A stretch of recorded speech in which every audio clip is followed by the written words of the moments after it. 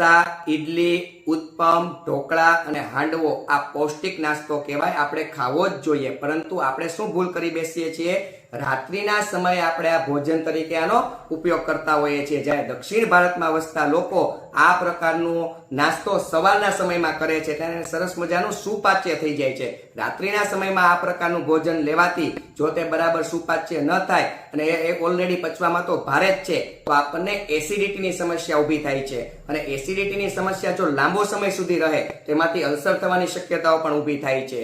આ પ્રકારનું આથાવાળું ભોજન રાત્રિના સમયમાં કરવાથી ઊંઘ સરખી આવતી નથી, ઉપરાંત રક્તપિત્ત જો વધે, બ્લડમાં રક્તપિત્ત વધે તો સિરસની સમસ્યા પણ ઊભી થાય છે અને આપણે આ પ્રકારનું ભોજન જો રાત્રિના સમયમાં વારંવાર કરીશું અને જો આપણા શરીરમાં પિત્તનું પ્રમાણ એકધારું રહેશે તો અકાળે વાળ પણ સફેદ થવાની શક્યતા ઊભી થાય છે। તો બને ત્યાં સુધી રાત્રિના સમયમાં આ પ્રકારનું ભોજન ટાળવું જોઈએ। આ પ્રકારનો નાસ્તો કરવો હોય તો તેને સવારમાં નાસ્તા તરીકે કરી શકાય છે। ઢોસા, ઈડલી, ઉત્પમ, ઢોકળા અને હાંડવો આ પૌષ્ટિક નાસ્તો કહેવાય, આપણે ખાવો જ જોઈએ। પરંતુ આપણે શું ભૂલ કરી બેસીએ છીએ, રાત્રિના સમયે આપણે આ ભોજન તરીકે આનો ઉપયોગ કરતા હોઈએ છીએ। જ્યારે દક્ષિણ ભારતમાં વસતા લોકો આ પ્રકારનો નાસ્તો સવારના સમયમાં કરે છે ત્યારે સરસ મજાનું સુપાચ્ય થઈ જાય છે।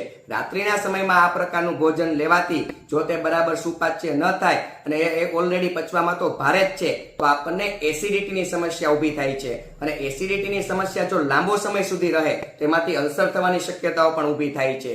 આ પ્રકારનું આથાવાળું ભોજન રાત્રિના સમયમાં કરવાથી ઊંઘ સરખી આવતી નથી, ઉપરાંત રક્તપિત્ત જો વધે, બ્લડમાં રક્તપિત્ત વધે તો સિરસની સમસ્યા પણ ઊભી થાય છે અને આપણે આ પ્રકારનું ભોજન જો રાત્રિના સમયમાં વારંવાર કરીશું અને જો આપણા શરીરમાં પિત્તનું પ્રમાણ એકધારું રહેશે તો અકાળે વાળ પણ સફેદ થવાની શક્યતા ઊભી થાય છે। તો બને ત્યાં સુધી રાત્રિના સમયમાં આ પ્રકારનું ભોજન ટાળવું જોઈએ। આ પ્રકારનો નાસ્તો કરવો હોય તો તેને સવારમાં નાસ્તા તરીકે કરી શકાય છે।